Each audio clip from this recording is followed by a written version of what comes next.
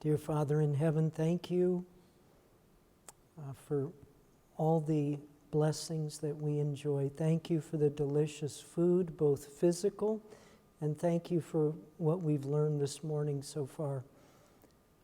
Thank you for just being a wonderful friend, and thank you for your promises that are all true and are all solid. We just pray for your guidance as we study this afternoon. Pray for the Holy Spirit to give us discernment, to give us clarity as we study Daniel chapter 12. In Jesus' name, amen.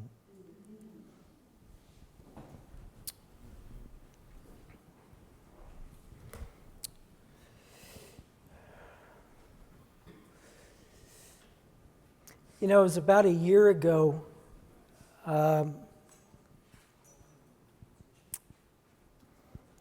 Somebody sent me a link. That's one of those little things that's colored on an email that you can click on and it sends you to somewhere else. I just thought I'd tell you. But it was something that a man by the name of David Gates put out. Maybe some of you remember. David Gates and a gentleman, actually a Seventh-day Adventist pastor from California by the name of Arthur Branner, they came out and they said that Jesus was going, the Sunday law was going to be passed in March or April of 2019. And one of the things, I believe, if I'm not mistaken, it's been almost a year since I watched it, but I believe that Daniel chapter 12 and the time periods in Daniel chapter 12 were cited. They took the time periods as literal time and started to set dates. I've heard people do that for years. And if you go back in the spirit of prophecy, there was a group after the Great Disappointment. They were called the Age to Come. And what these people would do pretty steadily through the 19th century is they continued to set time. And Ellen White came out very strongly about the setting of time. So, you know, Daniel chapter 12 seems to get a lot of attention from people, and there seems to be a lot of confusion. So I felt that this would be something that, you know, we could take a look at today, maybe nail down some pillars that made Daniel 12 maybe clearer, and that, of course, is my hope today. But let's take a look at Daniel 12. Verses 1 to 3.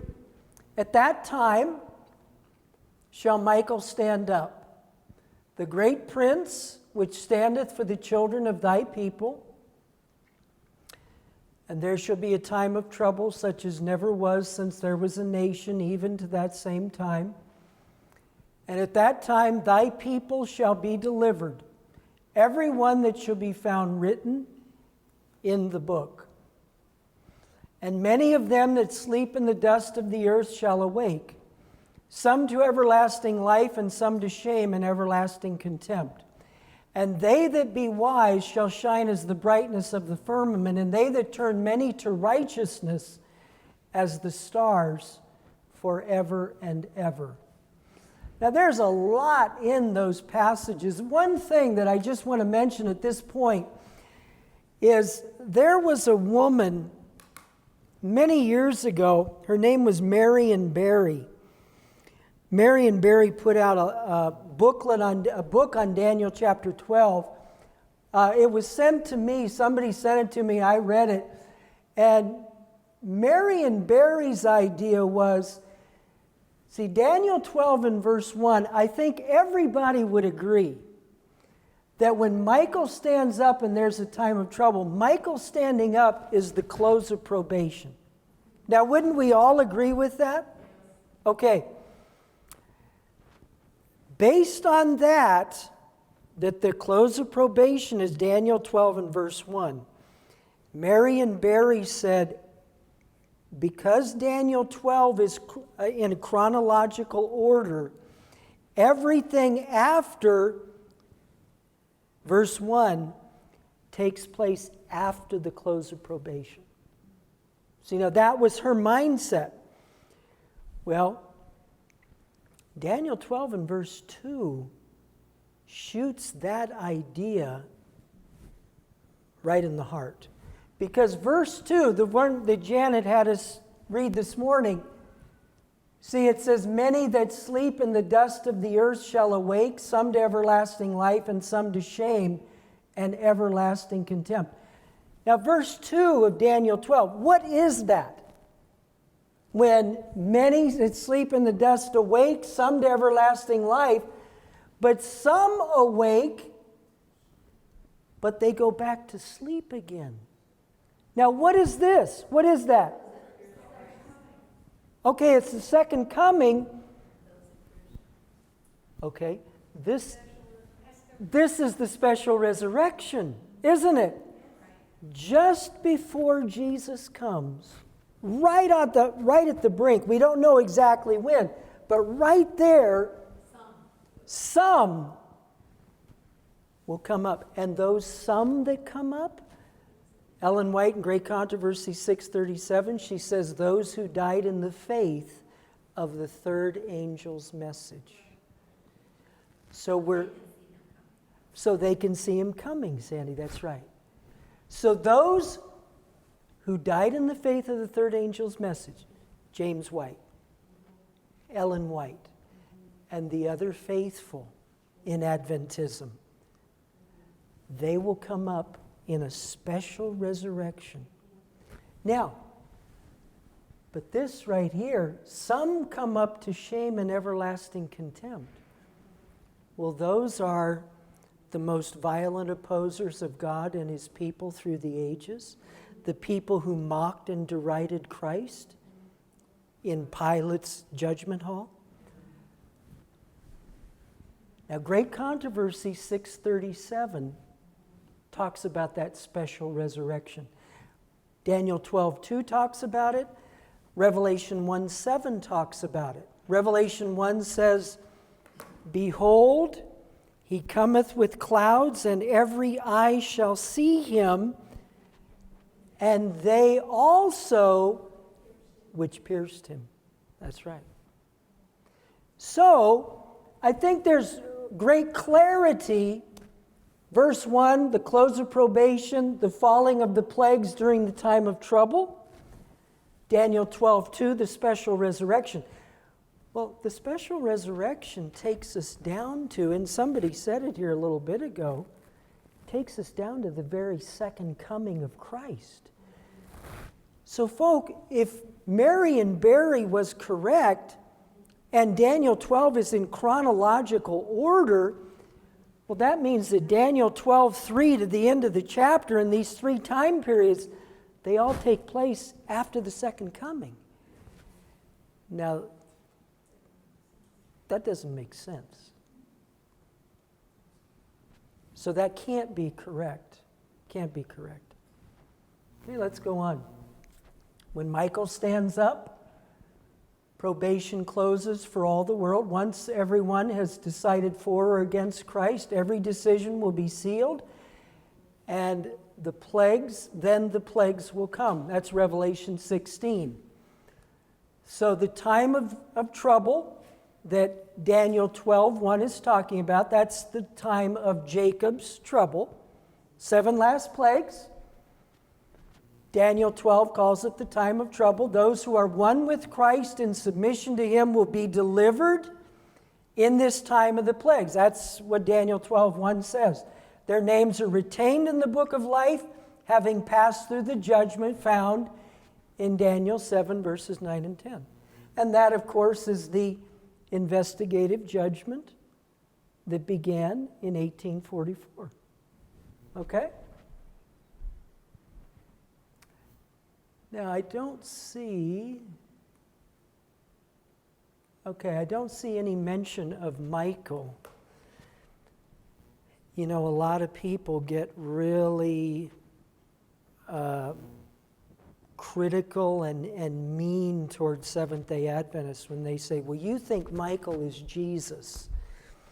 Well, Daniel 12:1 mentions Michael, and Michael obviously is mediating for God's people.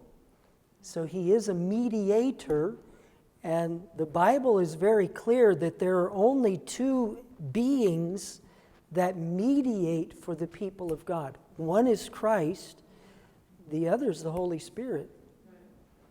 So Michael is a mediator, number one. That we see in Daniel 12, verse 1.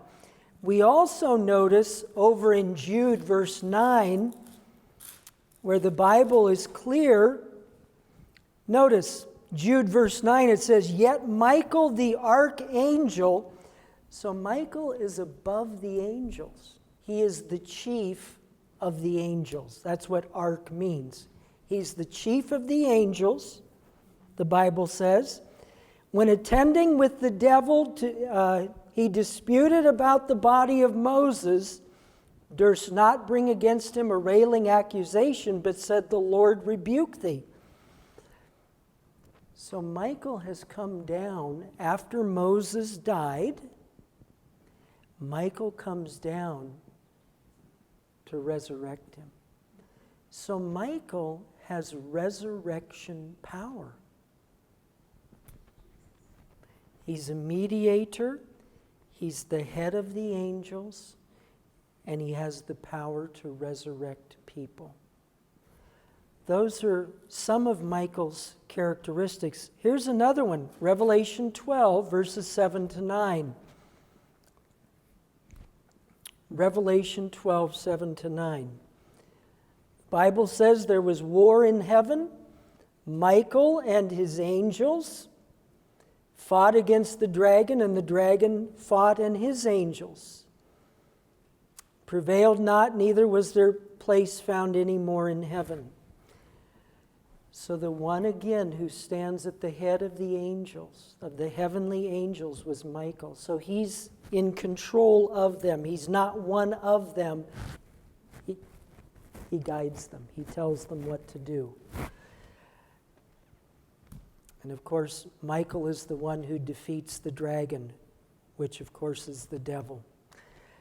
The very name Michael, Michael translated means the one who is like God. That's how you translate Michael.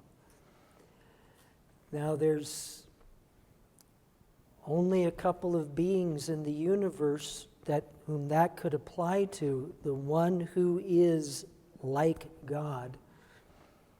It would either be Jesus or the Holy Spirit. So I think we have some clear footing in light of Revelation, Jude,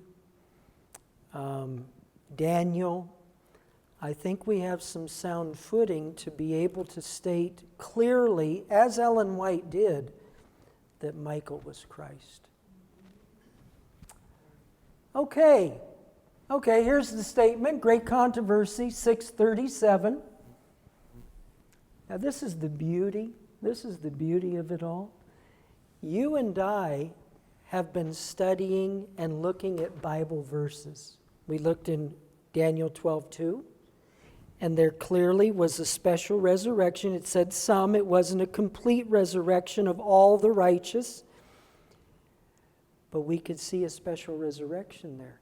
And we mentioned Revelation 1:7. So we saw how the Bible taught a partial resurrection of some wicked people and of some righteous people down at the very close of time. Now, that's exactly what Ellen White says. So again, she's the divine telescope. And she quotes the very same verses that we did. Graves are open, she said, and many of them that sleep in the dust of the earth awake, some to everlasting life, some to shame and everlasting contempt. All who have died in the faith of the third angel's message come forth from the tomb glorified to hear God's covenant of peace with those who have kept his law. They also which pierced him, Revelation 1:7.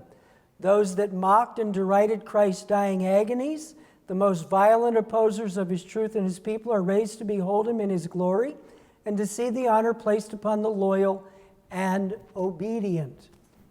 Okay, so Daniel 12, 1 and 2, I think we're laying down, we're drilling in some pillars here so we can build on them. A special blessing, verse 3 of Daniel 12, is pronounced upon those who turn people to righteousness. And in the Bible, Christ and the Ten Commandments are referred to as righteousness. Notice Jeremiah 23:6. This is his name whereby he shall be called the Lord our righteousness. So the Lord is called the righteous one. Psalms 119, 172. This is kind of the clincher because Daniel 12:3 said, and they that turn many to righteousness. Well, somebody could say, well, if I just tell people to accept Jesus, which a lot of people just stop there. Well, Psalms 119, 172 says, my tongue shall speak of thy word, for all thy commandments are righteousness. So it's turning people to Christ to empower them to have forgiveness and power to obey that law. So those who exalt Christ and his law will shine as the stars forever and ever. Just as the stars in the sky shine, those who turn people to Jesus and his law will shine forever and ever.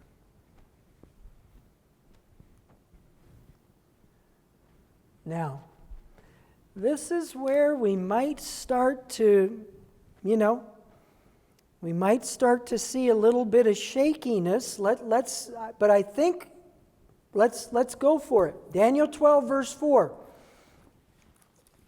Because now we have the first mention of the word time. And Daniel 12 is interested with time. There's no doubt about it. There's 3 time periods mentioned in this chapter. Now, let's go to verse 4. But thou, O Daniel, shut up the words and seal the book, even to the time of the end. Many shall run to and fro, and knowledge shall be increased. Well, let's see. Shut up the words, seal the book. What book was Daniel to seal? What words were to be shut up until the time of the end? What was that talking about? 2,300 days, Cliff? You mean the book that was sealed was the 2,300 days? Is that what you're saying? Okay. I would say, Cliff, that's part of it. But I think in general, Cliff, what this passage is looking at is the book of Daniel, period. The book of Daniel in total. And Daniel was, and especially, Cliff, those parts of the book of Daniel that related to time prophecy. Yeah.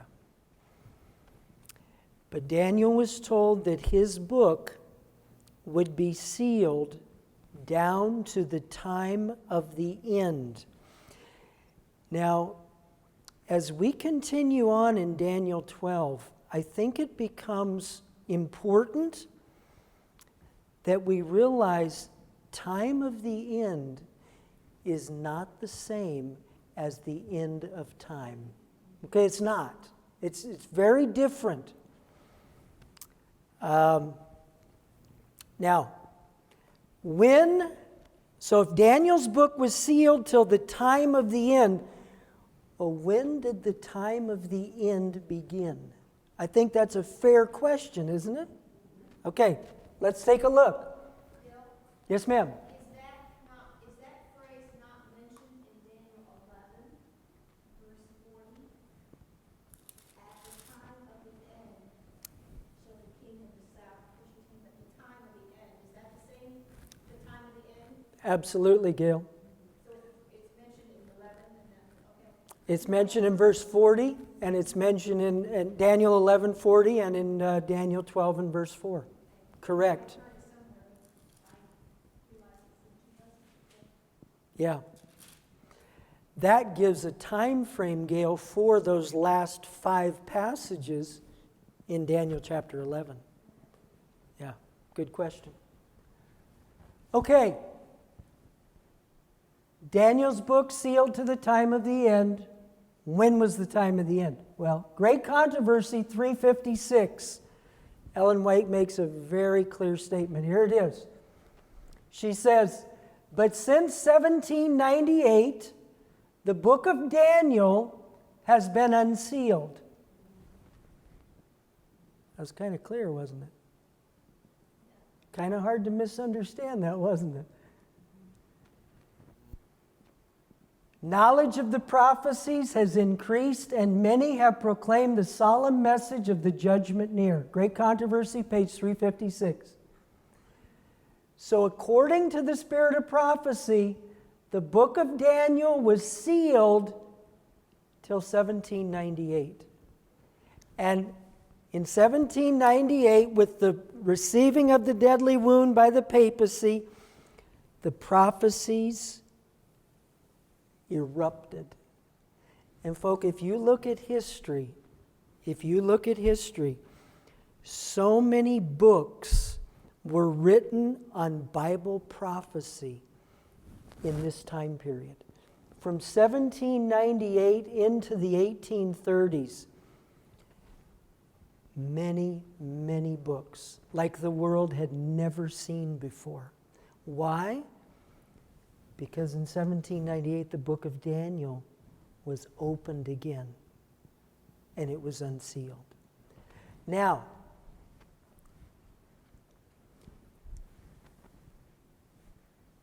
Daniel 12, verse 4, at the end it said, many shall run to and fro, and knowledge shall be increased.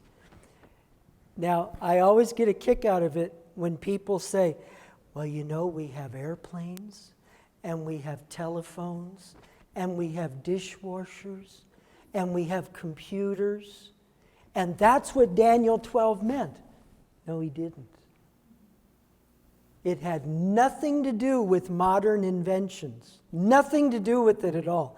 It had everything to do with understanding Daniel's prophecies.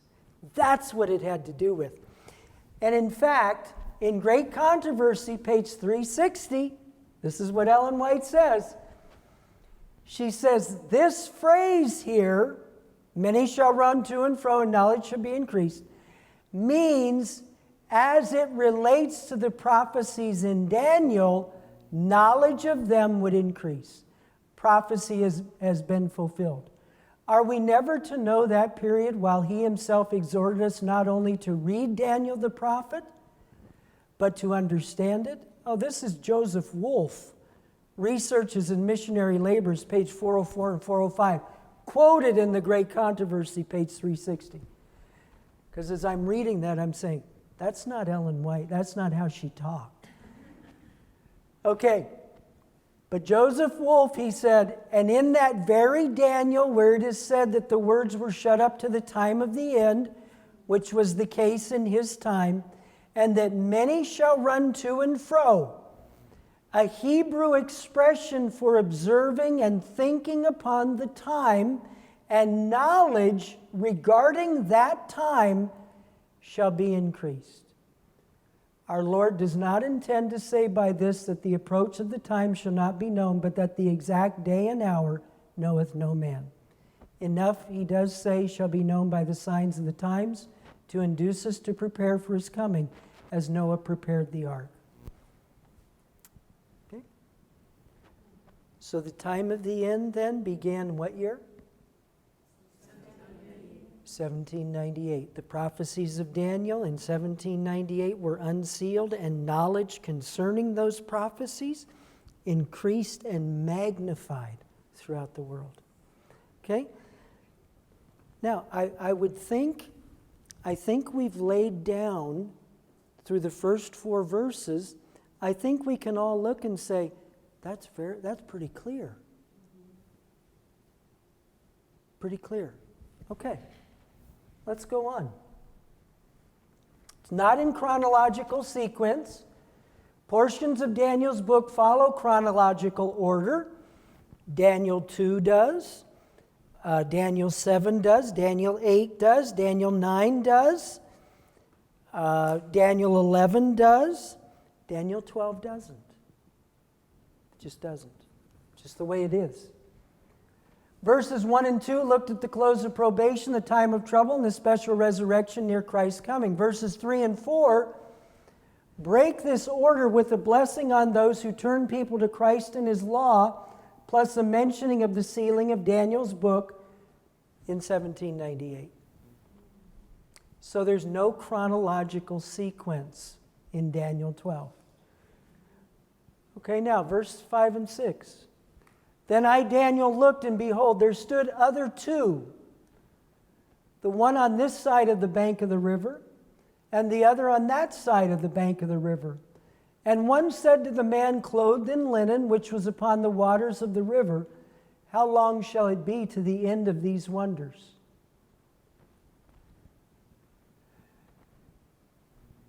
Now, my comment here was the man in linen was Christ. And the one who asked Christ the question would be one of the angels. In a very similar way that you have in Daniel chapter 8, verse 13, when an angel asked Christ the question, how long shall be the abomination of desolation to give both the sanctuary and the host to be trodden underfoot? And Christ responded in Daniel 8:14 and said, and he said unto me, unto 2,300 days, then shall the sanctuary be cleansed. So it's a very similar thing in Daniel 12. You have an angel asking Christ, how long will it be to the end of these wonders? Now, I think this is a question we need to ask ourselves. What is the end that the angel is referring to there? What is the end? He says, how long shall it be to the end of these wonders? Gail? What are these wonders? I believe, Gail, this is what I believe. See, It's got to be referring to something. yeah. What I believe, Gail, within the context, the angel has just watched the close of probation, the time of trouble. Okay? He's watching all this unfolding. They're watching it in vision. Close of probation, 7 last plagues, desolation of the earth. He sees the rise of those who die in the faith of the third angel's message. He sees the rise of Caiaphas and evil men. He's seeing all these things unfold. He sees the second coming of Jesus. Okay? And then he hears the blessing pronounced on those who uplift God's law and the power of Jesus. And then he hears Daniel seal the book to the time of the end. Then the angel comes and says, Lord, when will this time of the end, when is it going to happen? I think the wonders, Gail, were those events. Close of probation, plagues, deliverance of God's people. That's what I think it is, Gail, in the light of the context of Daniel 12.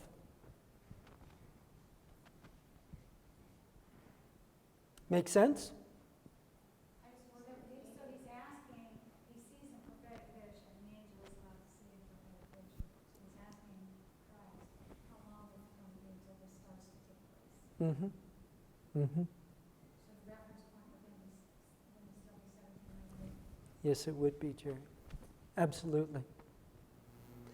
Because, see, in Daniel 12, well, actually, Daniel 11, as Gail pointed out very, very correctly, Daniel 11, verse 40, brings up the time of the end. And so we have a time frame now.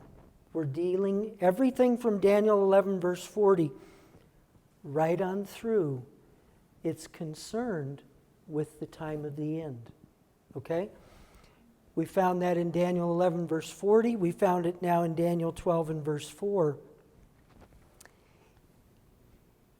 Any references going forward through the rest of Daniel 12 to the end or the time of the end, the focus is 1798.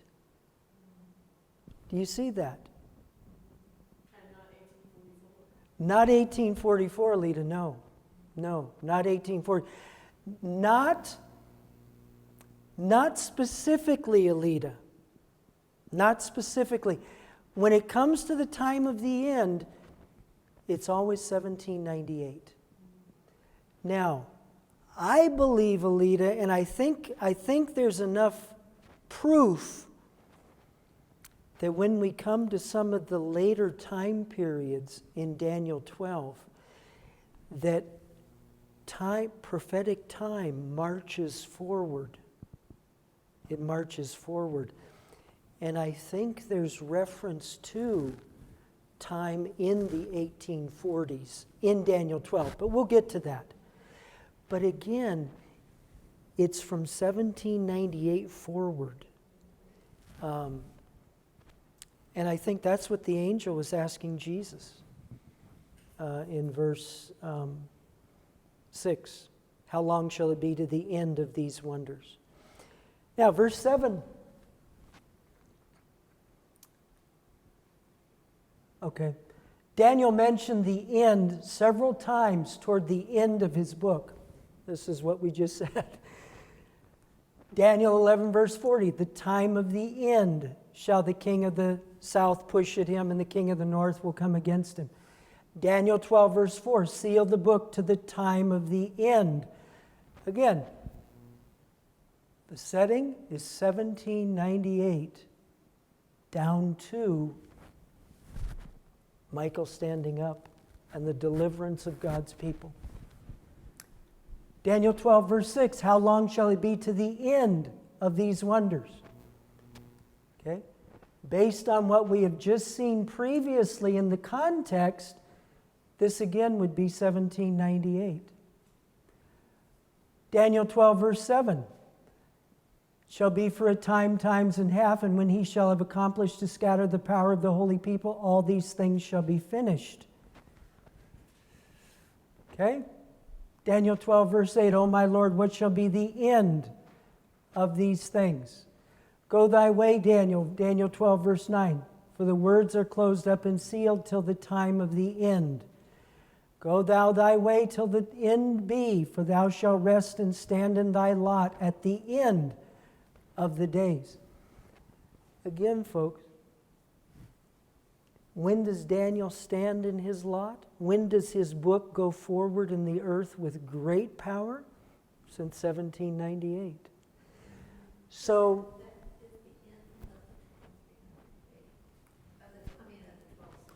it's the end of the 1260. That's right. Absolutely, Sandy.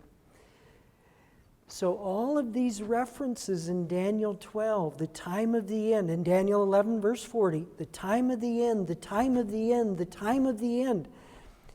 And Ellen White in History made it very, very clear that that was 1798. Very clear. Now,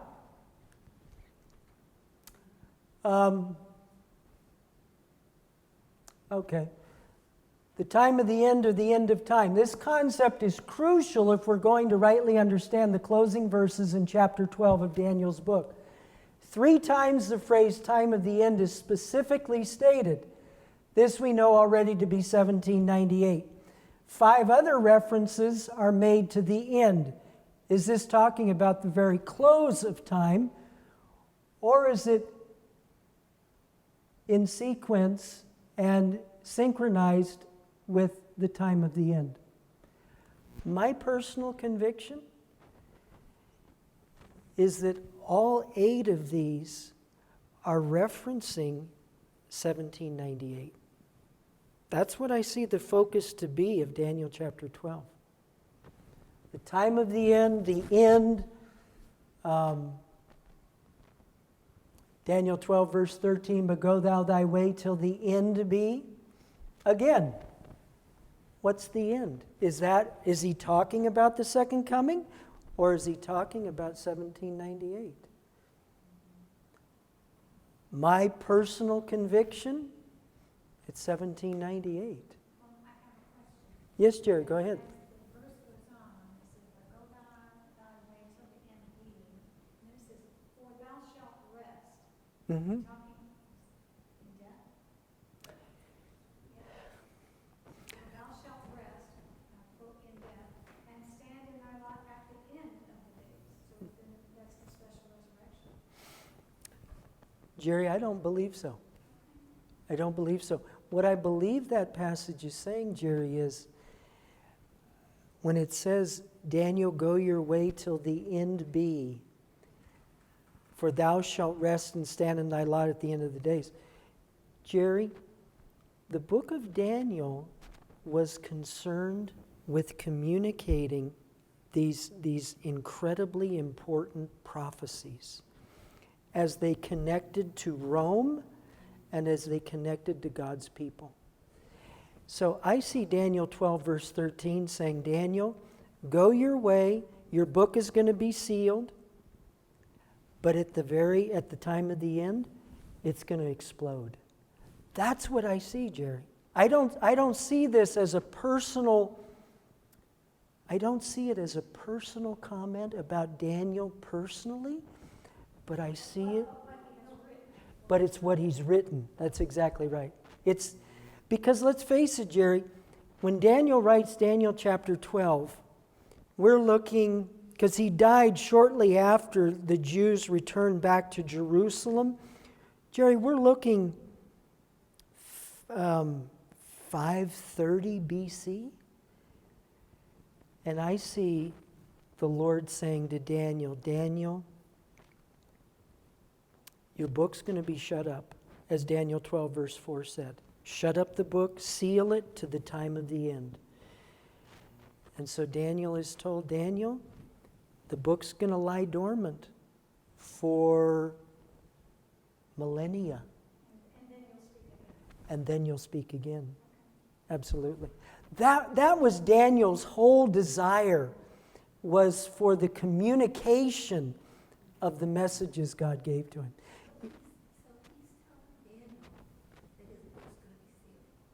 That's right. And it'll be open again so that it can be understood later. Correct. But when it says the thou shalt rest, it's talking about Daniel will rest and then stand or not at the end of days. That has nothing to do with that. Sandy, I honestly don't think so. I just don't know who the thou shalt rest and thy lot at the end of the days.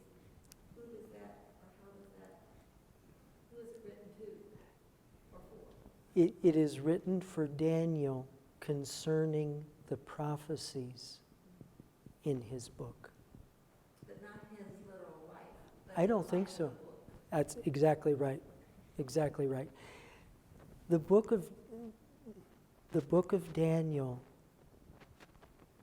and Daniel himself, he was concerned not about himself. I mean, let's face it, he walked into a den of lions. He could care less. But what he cared about was that God's truth was going to win. That's it. Was that the end of the message, or was there more to come? Sure. And the Lord is sharing that with him in the way that Daniel could understand. Absolutely, Sandy. Any of you have the book by B.G. Wilkinson called Truth Triumphant? Do any of you have that book? You do. Go back. He mentions Daniel. And he says that when Daniel wrote his book, those prophecies were sent all over the Middle East, all over, North Africa. He said they spread like lightning because they talked about, see, in Daniel's day, Daniel talked about the coming of the Messiah. That's what he talked about.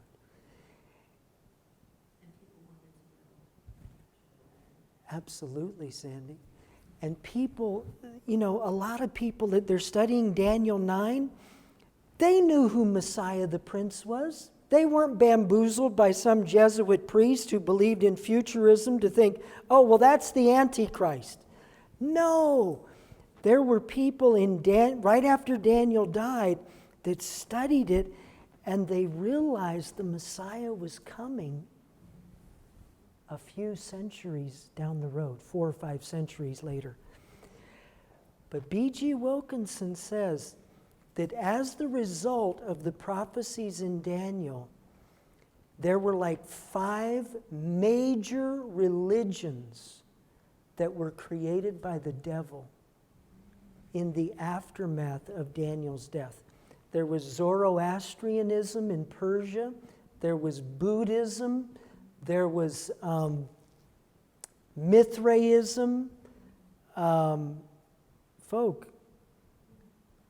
you go back and read that in B.G. Wilkinson's book. It's incredible.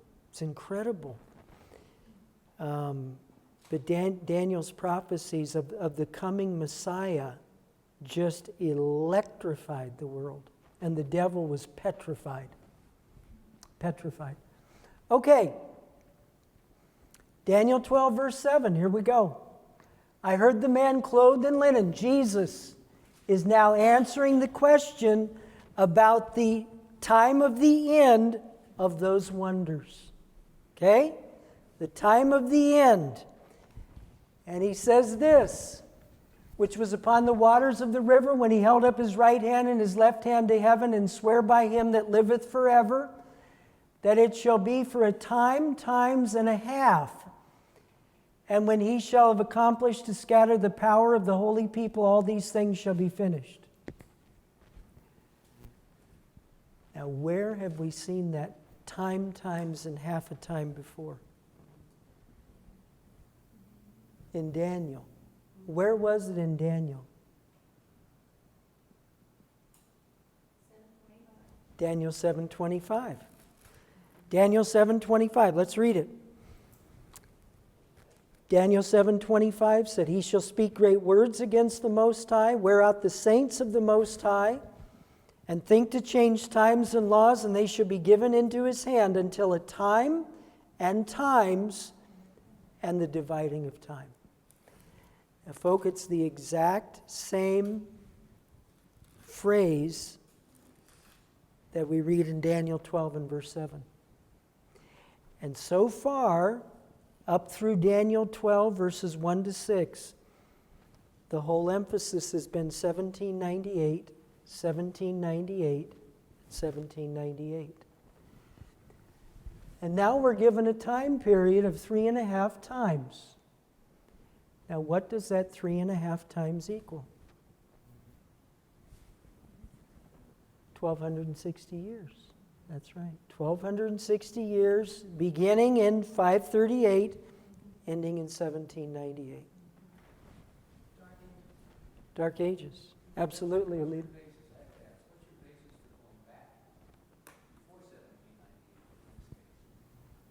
How's that, Cliff? Well, I mean, everything you said before started after 1798. Okay. Go back, you know, to 538 AD. I mean, that's my question. Okay, good question, Cliff.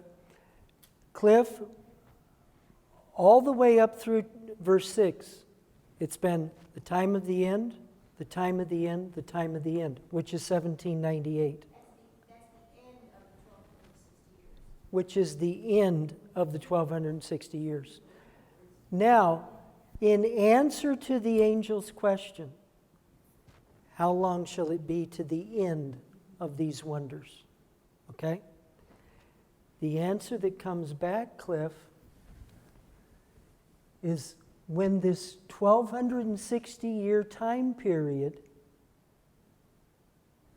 has come to an end and God's people are scattered, that's it.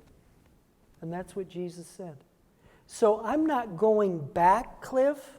I'm not going back.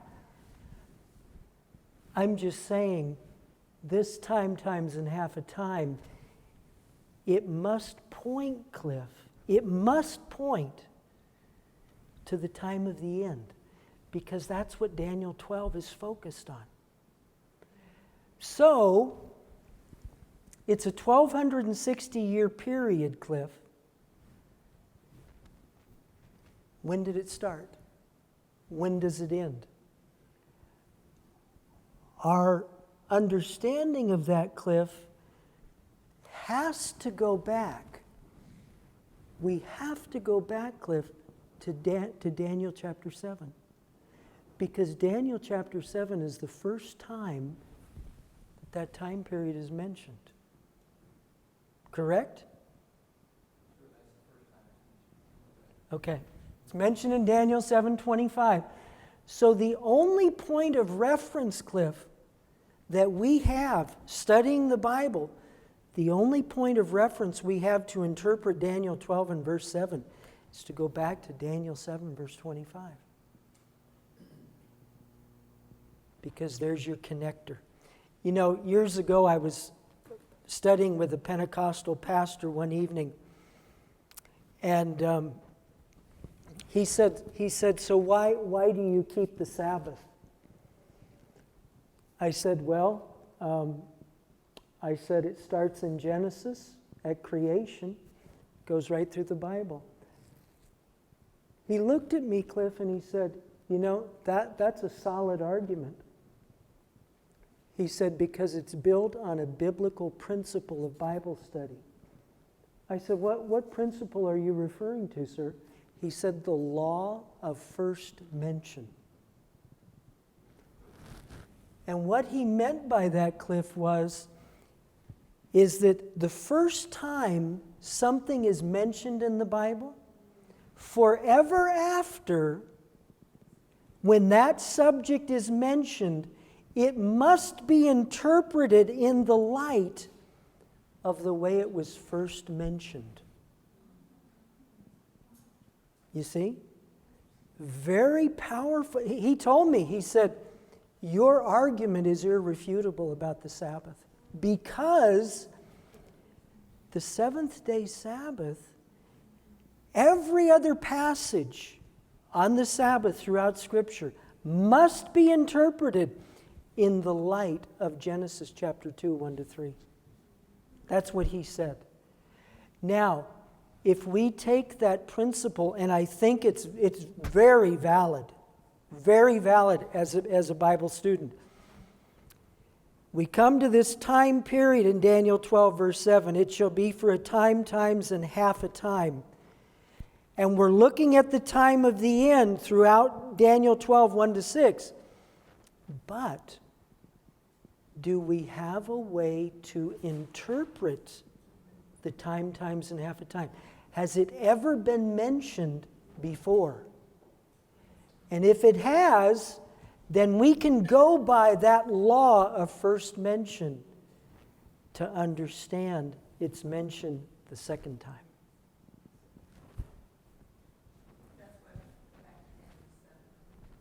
That's correct, Sandy. That's correct. And it's not the point. We're not going back to 538. We're simply interpreting the time times in half of Daniel 12:7 in light of what we've already learned about it in Daniel chapter 7. That's what we're doing. Now, let me take a stop point here for a minute. When I first became an Adventist, I worked at the Pacific Press when it was still in Mountain View, California, before it moved to Nampa, Idaho. And had a delightful boss. I worked in periodical mailing. My boss's name was Pat McCoy. Delightful gentleman. An avid Bible student. I just loved him. He was a precious man. And I'd just become an Adventist, and he was really a neat guy. He was probably about 10, 12 years older than I was. Well, after I'd been at PUC, because after I worked at the press for a while, I went to PUC, and then I came back home for a while. And this man, Pat McCoy, he said, "Bill, you got to come to my house." I said, "Okay, Pat." So we sat down, and folk, he had this folder, just beautiful charts. You know, Daniel 2, he's got the metal man, Babylon, Medo-Persia. It's just beautifully laid out, and it's got the real nice coating over it so that it's not going to decay or anything. So he goes to Daniel 2 and Daniel 7 and Daniel 8, and then he comes to Daniel 9 and then Daniel 12. And he comes to Daniel 12 and verse 7. And he says to me, he says, "Now, Bill, Daniel 12 and verse 7, this is no longer prophetic time. It's no longer a day for a year." And I looked at him, and I said, "Well, what is it then?" He said, "This is literal time. This is now 3.5 years of literal time." I've heard a lot of people say that over the years, that this is now literal time down at the end. Folk, I looked at Pat McCoy, who I deeply respected, and I said, "Pat, so what you're telling me is that in Daniel 7:25, it's prophetic time. But 5 chapters later, God is so fickle, could not make up his mind. So now in Daniel 12 and verse 7, it's literal time. Is that what you're telling me?"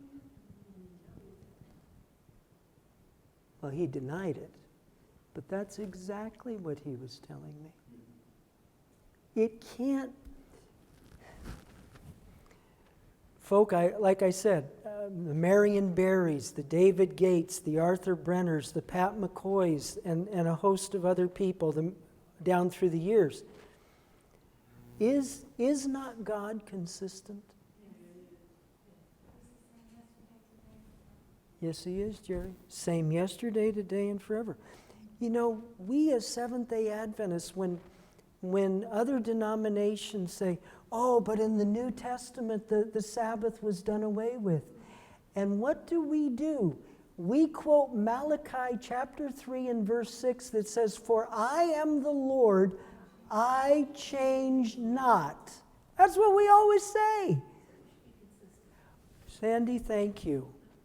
Folk, if we're going to be consistent, if Daniel 7:25 is 1,260 years and the Lord changes not, then what is the time times and half a time of Daniel 12 and verse 7? What is it? It can't be anything but 1,260 years. And the context of Daniel 12, the time of the end, well, time times and half a time, when does that end? It ends at the time of the end. It fits all together. What's that? Oh, definitely, Sandy. Definitely. Absolutely.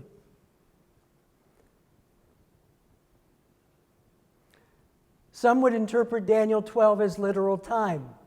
Some would interpret these prophecies as coming down near closing events and Christ's coming.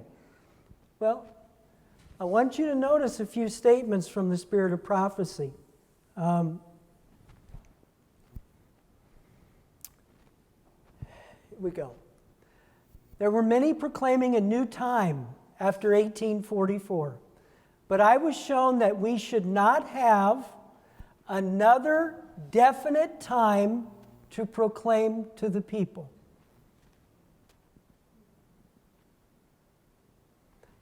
After 1844, there is not another message based on time.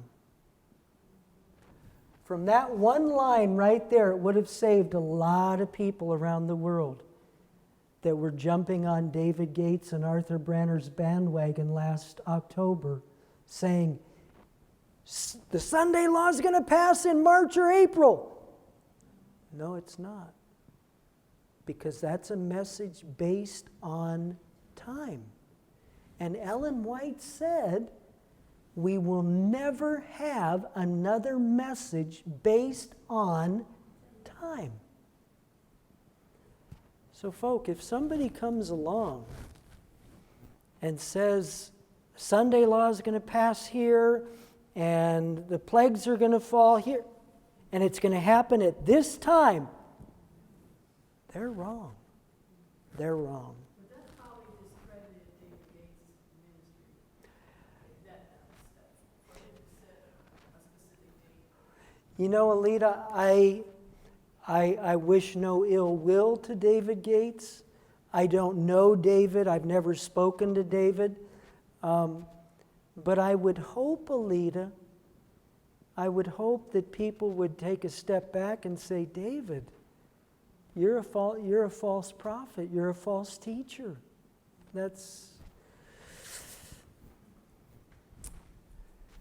But oft-repeated message of definite time was, now listen to this, folk. Oft-repeated message of definite time was exactly what the enemy wanted. You know, I had people across the world. Sometimes folk exaggerate when they get like an email or a phone call from one country and they say, I'm hearing from all over the world. And I used to get a chuckle out of that and think, yeah, right, one country. But folk, I had people from a lot of places.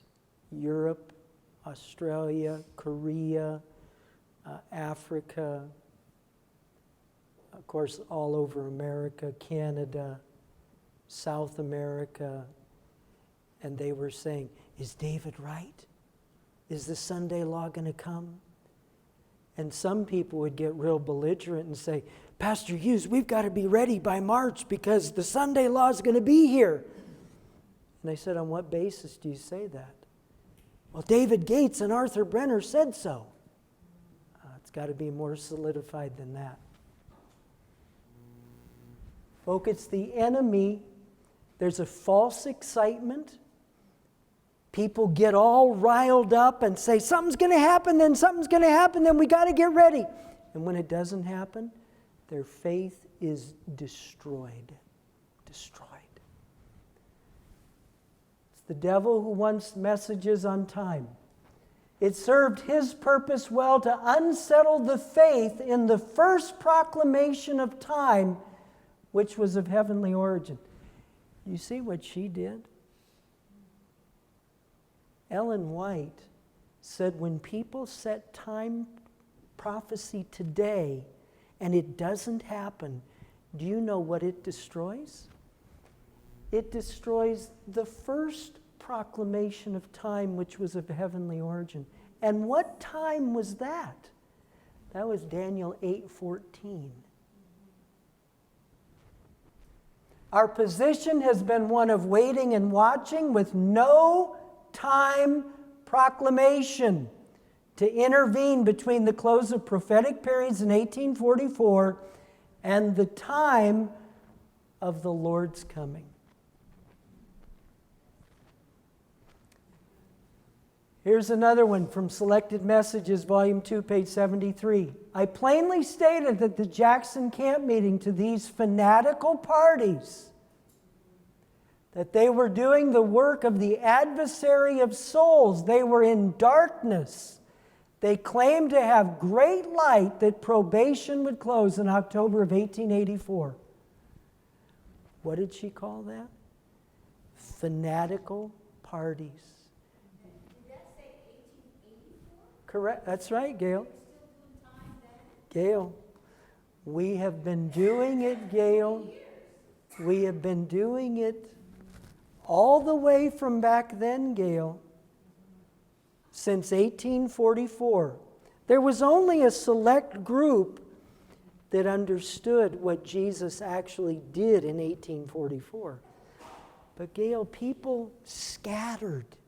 And there was a group started. Ellen White talks about it. It's in the book by her grandson, Arthur White, the brown volumes about Ellen White's life. No, it's a 7-volume series from different sections of Ellen White's life. But he continually mentions the age to come group. And the age to come were repeatedly setting time prophecies. That's what they were doing. So here is one, all the way 1884. That's 40 years. I there stated in public that the Lord had been pleased to show me there would be no definite time in the message given of God since 1844. That I knew that this message, which 4 or 5 were engaged in advocating with great zeal, was heresy. Now, Ellen White didn't have a high degree of education, but she didn't have any problem with human communication, did she? No problem at all. The visions of this poor child were not of God. This light came not from heaven. Time was short, but the end was not yet. A great work has to be accomplished to prepare a people to be sealed with the seal of the living God. So basically, people aren't ready. The word has not come because we are not ready. Absolutely, Alita. Absolutely. It's on us. It's on us. Absolutely, Sandy. Absolutely. Cliff? Well, if they were thinking that probation would close In 1884. 1884, Uh-huh. we know that certain events had to take place coinciding with the close of probation. Mm-hmm. Like the 7 last plagues. Now, it may be, I'm just curious because just fast forwarding and say we're among the 144,000. But we won't even be sure that probation is closed, even us, That's correct. because we won't know. We won't know. That's in my reading. That's correct, Cliff. The plagues are starting, the 7 last plagues are starting to fall. It must not be that obvious that the 7 last plagues are falling, or everybody would know. Mm-hmm. Mm-hmm. Don't they go in different places? They're not really- Mm-hmm. Communications may not be as, or we may not have access to the communications that we have now. It says they won't be universal. Yeah, but we may not even know that. What I'm saying is we may be in isolated places, we won't have to communicate. So it must not be that, I'm just fast forwarding, it must not be that obvious, at least even to the elect, that the 7 last plagues have begun. What's the first one? What's the first one, Gail? What's the first plague? First plague falls on the earth, on those who embrace the mark of the beast. I know, but there's water, there's blood, and there's hand. Those come later. The first plague, well, let's read it. Let's read it. It falls on the earth. Revelation 16, verse 2. It says, "The first went and poured out his vial, a plague, upon the earth." There it is. "There fell a noisome and grievous sore upon the men which had the mark of the beast, and upon them which worshipped his image." Okay, the 144,000 will not have that. Correct. So it could be falling on them, and God's people will not know it because they aren't getting it. Absolutely. See, and this is during the time of Jacob's trouble, and the Lord has stepped out from the temple. At that point, Not in the sanctuary anymore. the only thing that God's children are going to be concerned about. That's right. They're not going to care about plagues or anything going on around them, even if people are coming with swords or guns to mow them down. All they're going to care about is, am I one with God? So, And what's the second plague? Is that the one where it's the water? that one comes on the water, Gail. Verse 3. "The second angel poured out his vial upon the sea. It became as the blood of a dead man, and every living soul died in the sea." So again, if there's rocks in the mountains, they're not going to be near the city. But you put me in a mountain when the water's. Right, but it says the red water should be sure. So God will provide water. So you won't see, the 144,000 are not going to see a cup full of blood. But we'll all know that the Sunday law has been passed. Oh, absolutely, Jerry.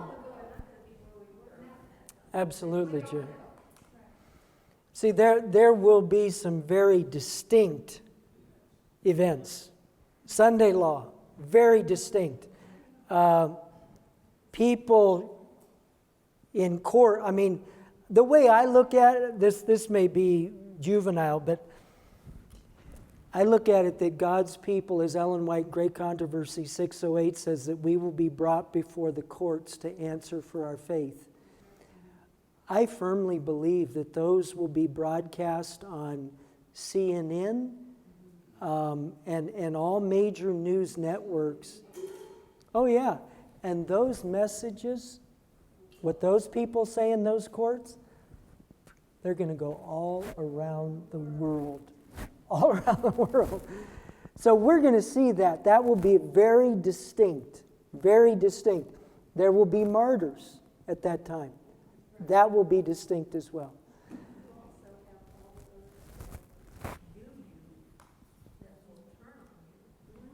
Absolutely, Sandy.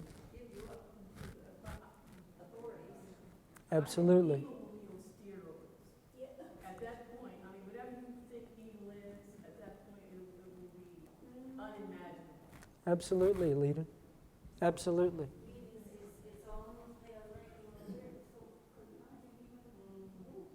Yeah. Yeah. Yes, Maria. Is the major problem we have that is prohibiting God. What is it wrong with us, God's children, that is stopping God? Apart from the unity. I think it goes back, Maria, to what Sandy just said, is we love this world, and we love the things of this world, and we do not recognize our spiritual need. I think that's the major one. Huh? I think the major one is that as Christians, we really, really don't realize, or the brain is how, yes, Mm-hmm. we really don't realize how wretched we are. Absolutely, Maria. But like the disciples of old, Maria, when they did and they cried out for power, the Lord transformed them, and He'll do the same for us. How that we are totally incapable of being Christ-like in any way until we realize how wretched we are and call on Him. Absolutely. Absolutely, Maria. Sandy? that our thought processes are heaven.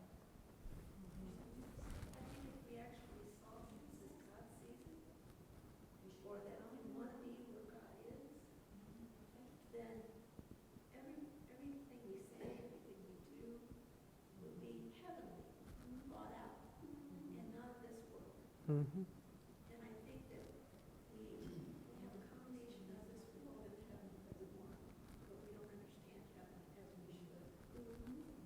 Because if we really understood the Holy Spirit and we wanted to be led by Him, then we would want to pray more. We would want to read the Bible more. We would have more understanding. But our eyes they have scales on them. We can't see. And we need to live in heavenly places. In our minds and in our thoughts and in our actions. Mm-hmm. We're Mm-hmm. still much a part of this world. Yes, we are. Yes, we are. But the scenario, Sandy and Maria, that you gals have painted, it looks impossible. It really does. It looks impossible. Absolutely. You know, I have a sermon. It's called "It Will Happen." It will happen. See, back in the 30s, 40s, 50s, around the world, people said that nobody will ever break the 4-minute mile. It can't happen. It's impossible. Nobody's ever done it in modern time. Nobody ever will. Well, a man came along and he broke it. His name was Roger Bannister. 1954 in England, he broke the 4-minute mile barrier. So people said it would never happen, but it did happen. And the experience of righteousness by faith, victory over sin, however, whatever you want to call it, it will happen among God's people. You see, you know, righteousness by faith. As we were looking this morning in Leviticus 16, see, if atonement, as we saw in Scripture, the devil makes atonement, not because he dies for sin, but because he's part of the sin problem. So he's part of the atonement. Well, you know, Leviticus 16, in verse 30, it says, "For on that day shall the priest make atonement for you, to cleanse you, that ye may be clean from all your sins before the Lord." The point is that while Christ is taking care of the sin problem in the most holy place of the heavenly sanctuary, he wants to take care of the sin problem in me. See? While he's cleansing that temple, he wants to cleanse this temple. But it's a process. Oh, it's a process, Alita. It's a process. The process is finished. There is an end to the process. There is definitely an end. There is definitely an end. He's the author and finisher. That's why he fills us away. Absolutely. And, you know, the devil for 6,000 years has told the universe nobody can ever obey God's law. And the greatness of the Advent message that Froome and Anderson and Ford and Heppenstall and all these educated, ignorant fools has said is that our end-time understanding that God will have a people that refute the charges of the devil and will show that God can enable people to obey him. It's going to happen. It's going to happen. And it's our choice. It's our choice. Pastor Bill. Yes, ma'am. Now, General Conference in the last session changed the wording from Jesus' return is not imminent, but soon. So imminent is the word in question. Imminent is sooner than soon. No, but the change is Right. from imminent to soon. Right there. It's going to happen. Yeah, it's right there. Soon means Anytime. okay, it could happen. Maybe we don't know exactly when. But imminent means it's intended.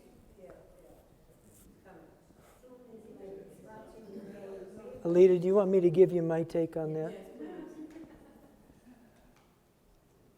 Personally, I think that's called splitting hairs. Yeah. Okay? Alita, if whoever made that statement was trying to show the apostasy within the denomination, we don't have to play word games to do that.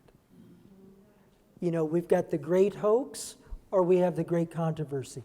That Alita, is so in your face, bold-faced apostasy from the message God gave to us. I don't have to play word games with you. When Ted Wilson comes out and says the mark of the beast is any other day of the week other than the seventh-day Sabbath, Alita, there's no playing with that. But to argue over soon versus imminent, give me a break.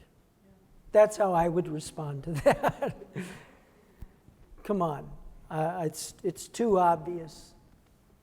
Sounds like somebody's trying to sell a tape.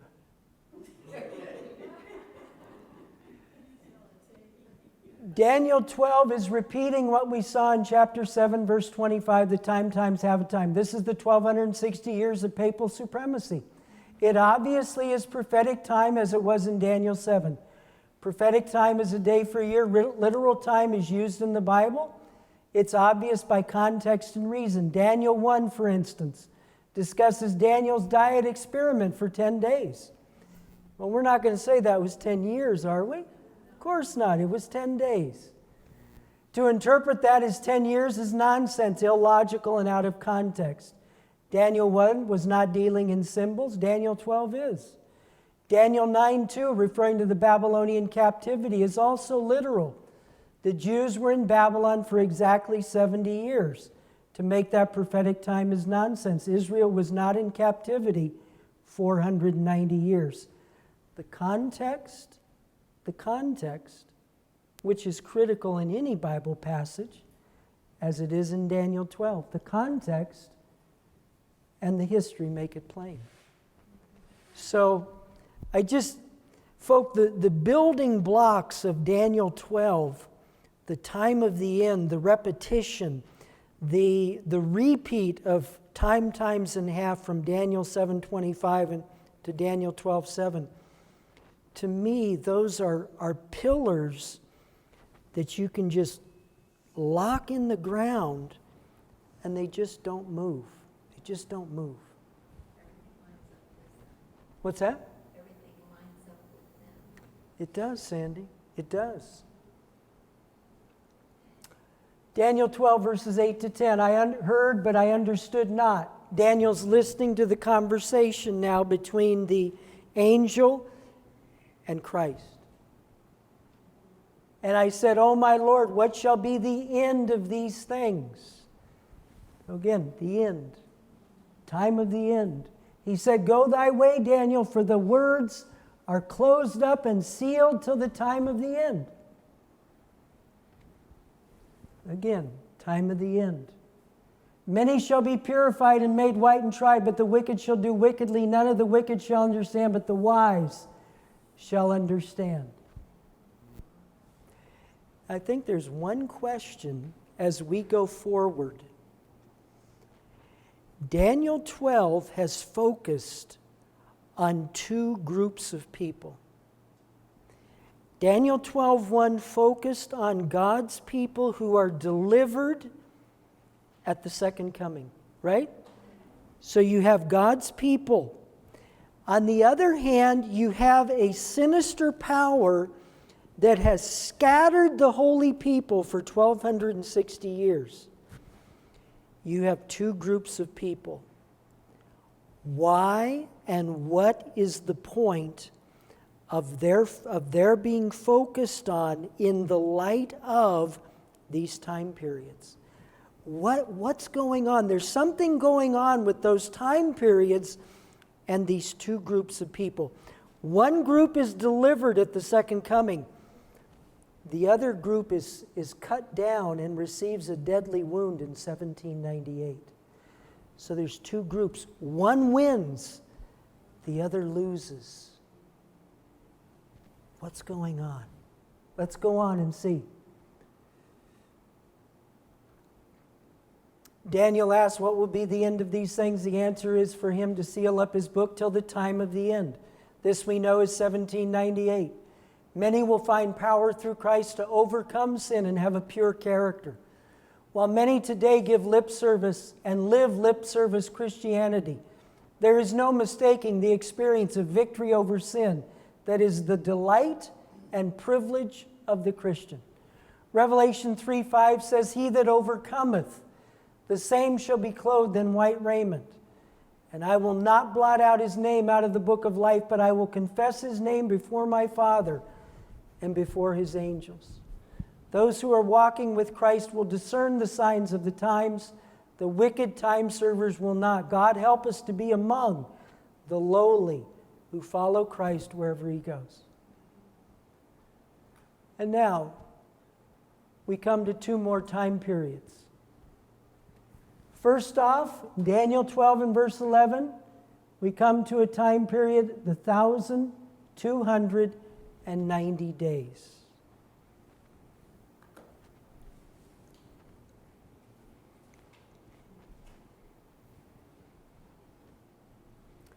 From the time that the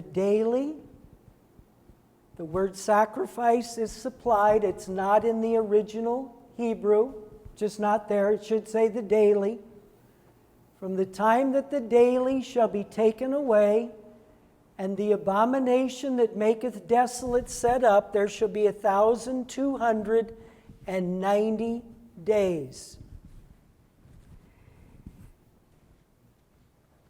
Now let's ask ourselves a question. Up until this passage, and this is verse 11, what has been the focus of Daniel 12? 1798.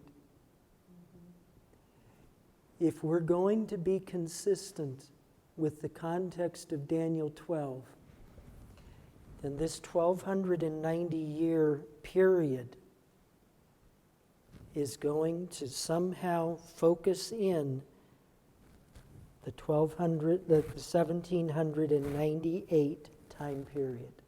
Is that reasonable? Now you tell me, is that reasonable or irreasonable? Illogical?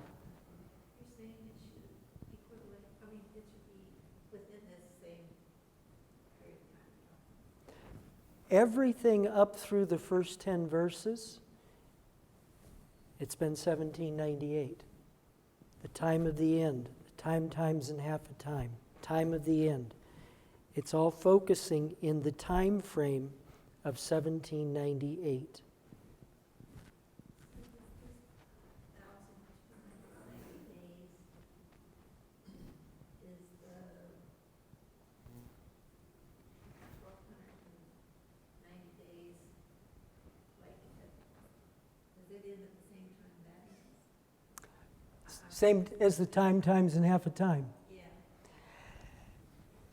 I don't know, how do you go back and find out where this one ends in relation to what the 1,290? Are they going on at the same time? Okay. Great question, Sandy. Great question. I believe they are. I believe Did they start at the same time, or did they just end at the same time? they end at the same time. Gail? Unlike what has been mentioned before, which is focused on the end, always at the end of time, time of the end, this one is now talking about a beginning from the time that the daily is taken away. That's a beginning. So, my question would be, what is the daily?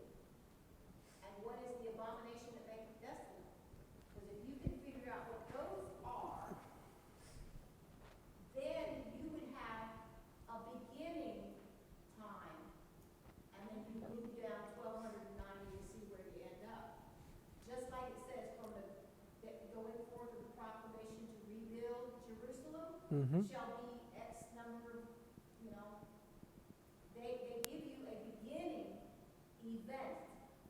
And if you can figure out when that event is, then you know where to go. So, where can we find out what those mean?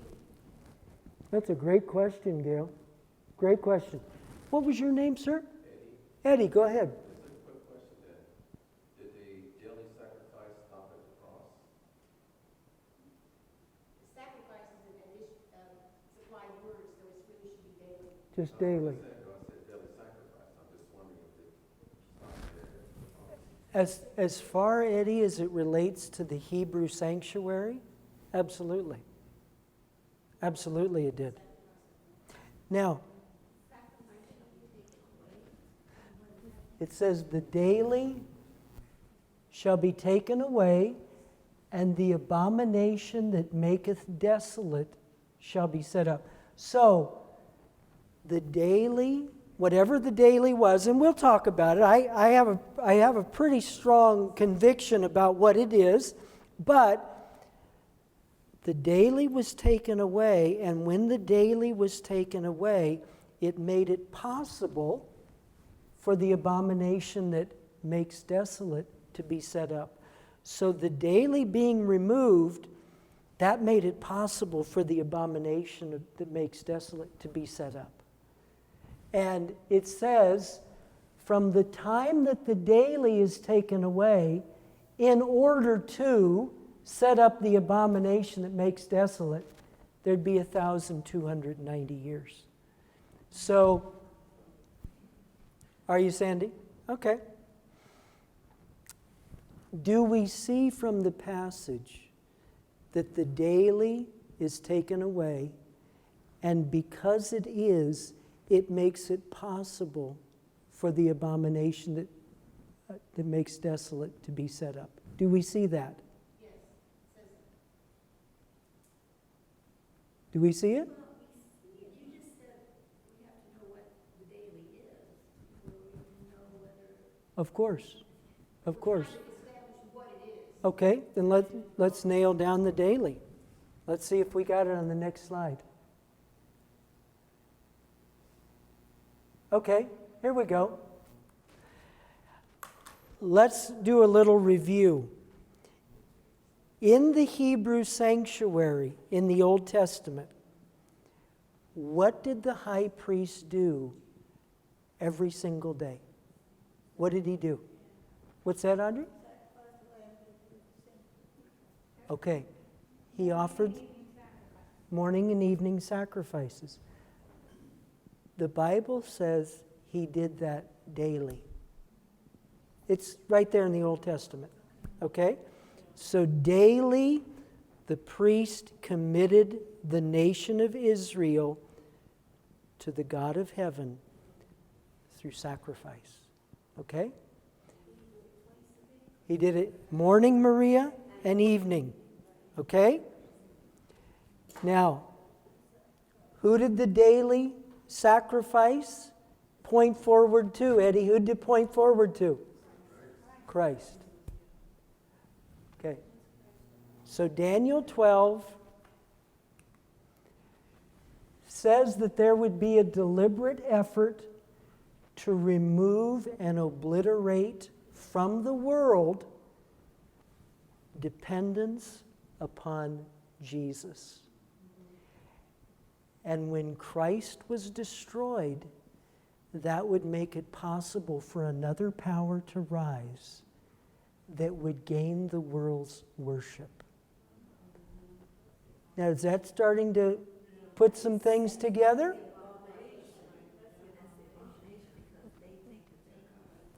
Thank you, Sandy. And that's the papacy. Okay, now things are starting to click, aren't they? Okay. Let's see. And so that goes on from that time forward. For 1,290 years. Uh-huh. No. Yeah. The 1260 is in verse 7. 1290 is in verse 11. Yeah. From which point? From Christ's crucifixion or the abomination of 70?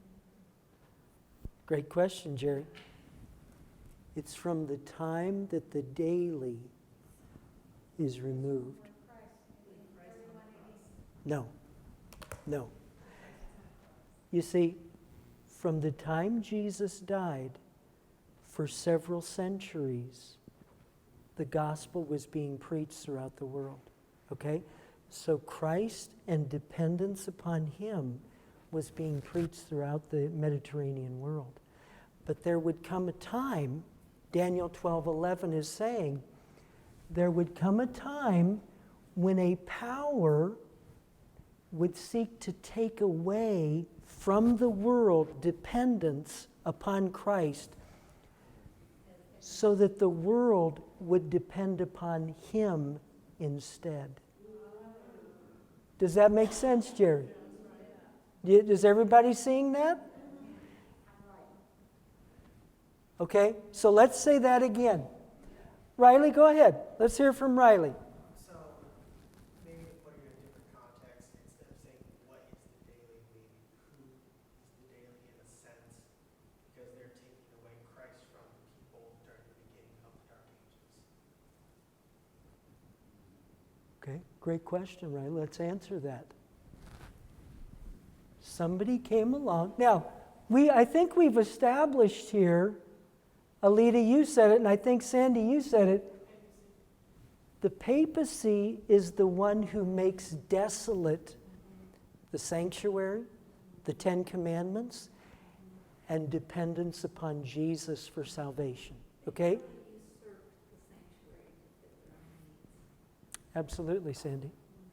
Absolutely. That's what that whole text was about. That's exactly right. Once they erased Christ from the sanctuary, they set up their own Absolutely. abomination of the original. Absolutely. You look at it. The sanctuary was depend on Jesus for the forgiveness of sins. And Rome comes along and says, no, it's not through Christ, it's through penance. Well, the priest comes in a minute, but it's penance, it's pilgrimages, it's works. And sure, the reverence of the... Pray for her, Mary prays for the sinners.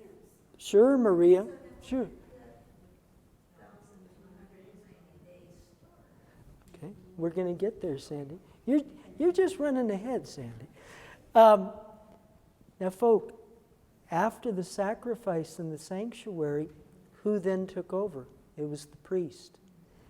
Well, what did the Catholic Church say? They took away the ministry of Christ in the holy place, in the sanctuary, and they said, don't look to him, look to our priesthood. So they completely destroyed the sanctuary service. They even went further by making null and void his ultimate blood on the cross and replaced it by the host. Absolutely, Maria. And made the priest the man of power and not Jesus himself. Absolutely. So, Riley, we'll get back to you now. What event brought about the destruction of the daily that led to the rise of the papacy? Now, when did the papacy rise? What was the date we always establish in prophecy? 538 AD. So the abomination rises in 538. Okay? Something happened prior to 538 that made it possible for the papacy to rise. Now, folk, if you look in history, the Roman Empire fell in 476, right? The papacy rose in 538. That's a period of 62 years. Well, what happened during those 62 years? The Roman Empire is destroyed. Now you have three entities that are jockeying to take over the control of the world. Three entities. The Catholic Church was one. The second were the three Arian powers. You know, the three horns that were rooted up in Daniel 7? Or the Germanic tribes of Northern Europe. Now, one of those groups was going to rule the world through the Dark Ages. But the question was, who was going to do it? Well, the Catholic Church looked around. What they desperately needed at that time was an emperor, some Germanic tribe, an emperor of one of the European nations, who would come forward, who would join up with the papacy and would destroy all of Rome's enemies. And if he could do that, if they could find somebody to do it and he could destroy them, it would pave the way for the papacy to rule the world through the Dark Ages. Well, they found a man. He was French. No, not Napoleon. He was much later. Now, Constantine was in the 4th century. We're looking at the beginning of the 6th century. Clovis. Clovis was a French king. Clovis, like Constantine, Audrey, he professed to become a Christian. Now, he became a Catholic Christian, which meant exalt the Pope, destroy Christianity. Okay? Clovis claimed to be baptized, became a devout Catholic, and he said, I will bend my kingdom to destroy all of Rome's enemies. And he did just that. He destroyed some of the Arians, but there was a decisive battle in 508 AD in which Clovis defeated the Germanic tribes. And folk, with his victory in 508, then a few years later, you've got Justinian, the Eastern Roman Emperor, who knocked out the last two Arian powers. The way was paved for the rise of the papacy. The date of 508 was pivotal. If you look in history books, 508 was a pivotal date for the destruction of Rome's enemies and the ultimate rise of the abomination that makes desolate. And if you go from 508 AD and you add 1,290 years, 1798, which fits folk exactly into Daniel 12 context.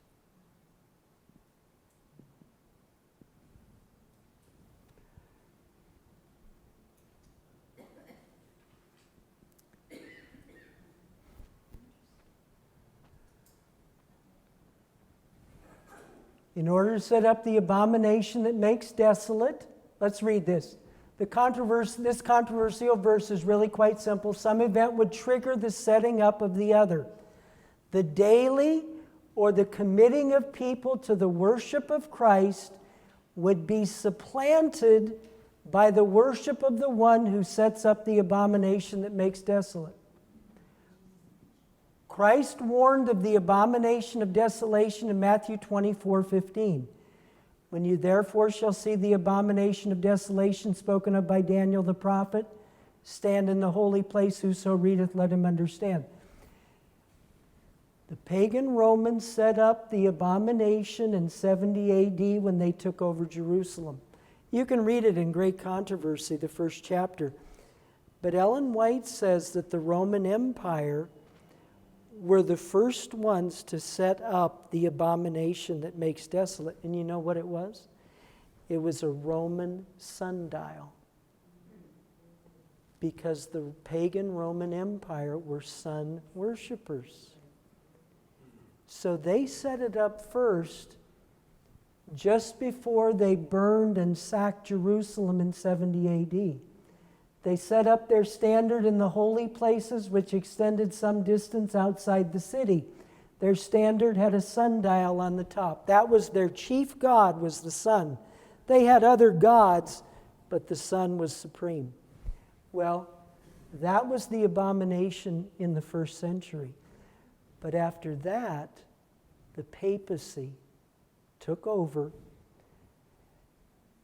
Pagan Rome worshiped the sun. The papacy continued this tradition by worshiping the sun as well in their exaltation of Sunday worship. Gail, you have a question? No, I've heard people back and forth whether that was pagan Rome or papal Rome, the abomination.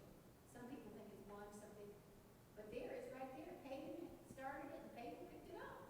Absolutely. They're both. Absolutely, Gail. It's both of them. Absolutely it is. If you notice in Daniel 8, 9-12, it talks about a little horn power. And that one symbol describes pagan and papal Rome. And the reason it does is because pagan and papal Rome were identical. They were one and the same. Well, wasn't it the fact that one became Christian to include the heathenism in Christianity? Absolutely, Sam. It's exactly what they did. This is a Roman sundial. There it is. There's all their gods. Right in the very heart of it, there's your sundial right there. Prior to the setting up of the Sunday worship of the papacy in 538, some significant event would occur prior to 538 that would guarantee the papacy's rise at that time. Now, I make a quote here, and I'm going to read it, and I'm going to tell you where it comes from. It comes from Uriah Smith's book, Daniel and Revelation. And you say, wait a minute, Bill. Wait a minute. I've heard you say some things that were not right in Uriah Smith's book. Yeah, you're right. I don't agree with everything in Uriah Smith's book, but there's a lot of good in the book. There's a lot of good history. There's a lot of good understanding on prophecy and 1844. So we can't throw out the baby with the bathwater. This is what he said. And this is just pure history, folks. You can find this in a history book. That's where he got it. I just used his book because it's simpler. It says, at the moment of the Frankish conversion, they were in constant danger from the Arian Ostrogoths who had just got a firm hold upon Italy. Theodoric had not distributed the religion of Rome, but a new king might arise who should try to force Arianism upon the whole of Italy. Well, if that happened, that would be the papacy was scared to death. The Pope was therefore overjoyed to hear that the newly converted Franks, Clovis, had taken his form of the Christian belief. Clovis was ready to bless the Pope was ready to bless every undertaking of the Franks as the work of God, if only it might be against the worse than heathen Arians. Thus began as early as the year 500 an understanding between the Roman papacy and the Frankish kingdom, which was to ripen into an intimate allegiance, to do very much toward shaping all the future history of Europe. Now, folk, if you notice this little number here in brackets, Uriah Smith got that from a history book. He's quoting somebody there. And secular history says the Franks under Clovis united with the papacy, which would shape all the future history of Europe. Is that not prophetic? Is that not what happened? It's exactly what happened. The event which intensified the fears of all the Aryan kings, those were the three horns that were uprooted by the little horn. They were Aryans. There were three of them, the Heruli, Vandals, and Ostrogoths, which left to each one little more than the hope that he might be the last to be devoured, was the conversion to Catholicism of Clovis, the heathen king of the Franks. See, up until the time of Clovis and his conversion to Catholicism, it looked like the Aryans might take over the Western world. But when Clovis united with Rome, the Aryans knew they were finished, as well as the other Germanic tribes. The next campaign, okay, we'll just go on, we'll just finish. The next campaign of the Frankish king was one of far greater importance and success. He was set on trying his fortune against the young king of the Visigoths, whose personal weakness and unpopularity with his Roman subjects tempted him to an invasion of Aquitaine. It would seem that Clovis carefully chose as a casus belli the Arian persecutions of Alaric, who, like his father, was a bad master to his Catholic subjects. In 507, and notice the time, 507, that's basically 1 year less, but that's 1,290 years from 1798. In 507, Clovis, they call him Clodovec, declared war on the Visigoths. Why the explosion was delayed until 507 is unknown. Well, I think we know. The king of the Franks was the aggressor, is certain. He easily found a pretext for beginning the war as a champion and protector of Catholic Christianity against the absolutely just measures which Alaric took against his treacherous Orthodox clergy. Now again, we have the date, 507. The spring of 507, he, Clovis, suddenly crossed the Loire and marched toward Poitiers. 10 miles from Poitiers, the Visigoths had taken up their position. Alaric put off beginning battle because he was waiting for the Ostrogoth troops. See, there's the Aryan tribes. The Heruli had been defeated in 493, but you have the Vandals, and here's your Ostrogoths. As they were hindered by the appearance of a Byzantine fleet, he determined to fight instead of beating a retreat, as it would have been wise to do. After a short engagement, the Goths turned and fled. In the pursuit, the king of the Goths was killed by Clovis's own hand in 507. With this, the overthrow of the rule of the Visigoths in Gaul was ended forever. So, folk, exactly how long the battle took, but there's no question that the victory of Clovis in the 507-508 time frame paved the way for the rise of the papacy in 538.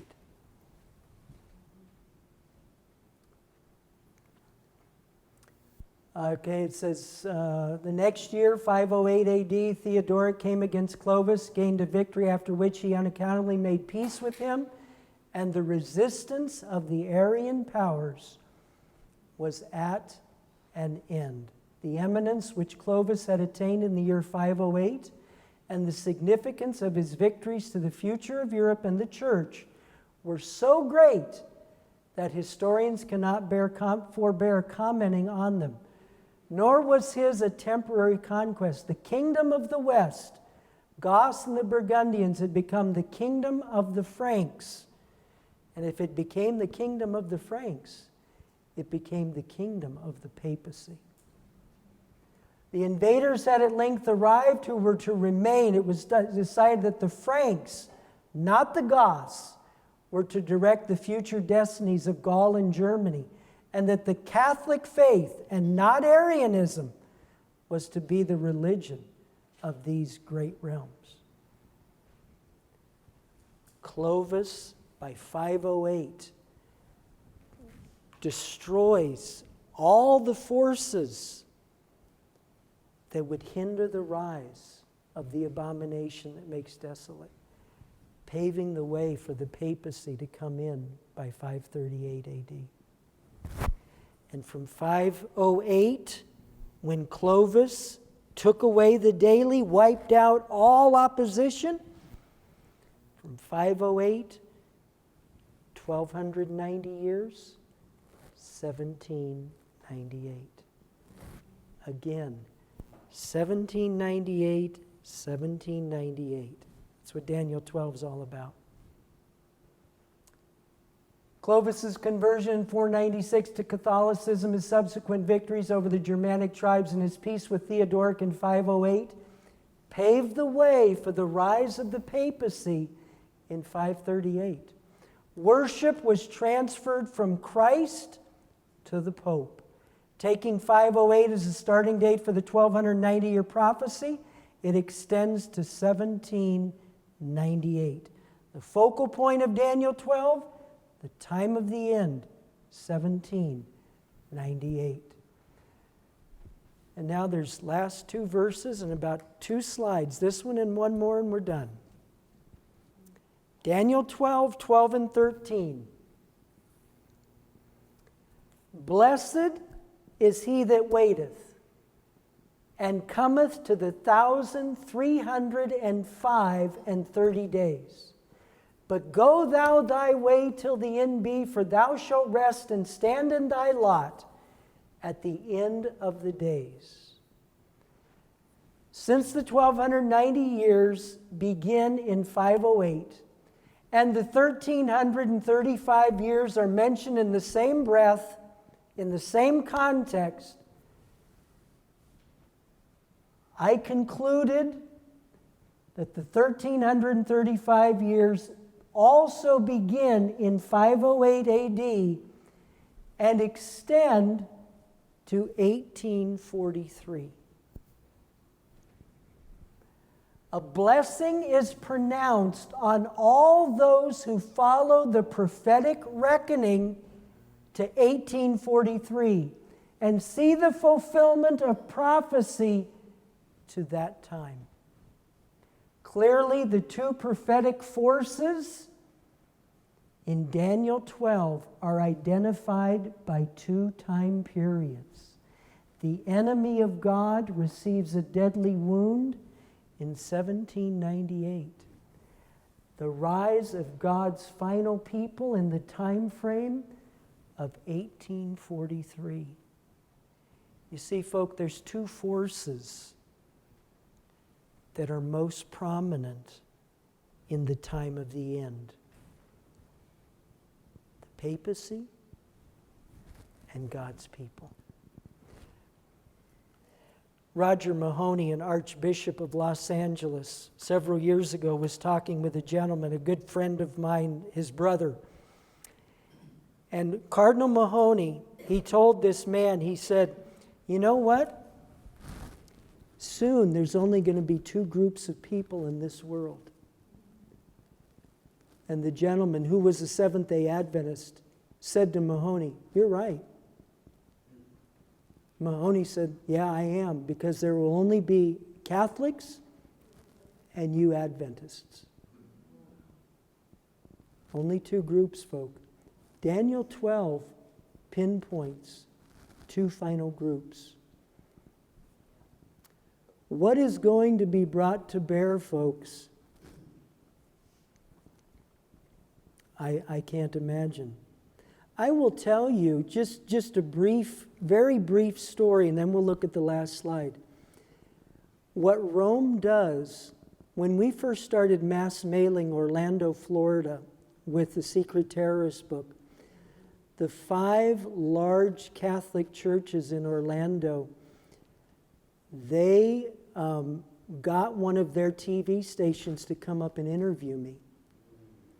And they tried to make me look like an absolute fool on the television. Absolute fool. When they took the photo of me and they put it on the television, they zeroed it in so much, all you could see was my face. It looked like I was a criminal. And then you know what they did? Every single magazine that you can think of, that you have ever heard of or seen, was sent to my mailbox at my house. Newsweek, People, U.S. News and World Report, Playboy, Time, you name it, folk. And the labels, on the labels, you know what they said?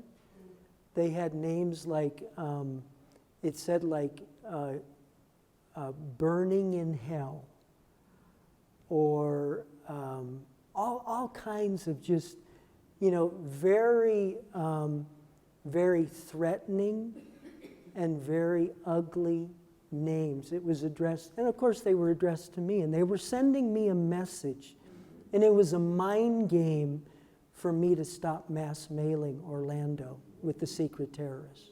That's what it was.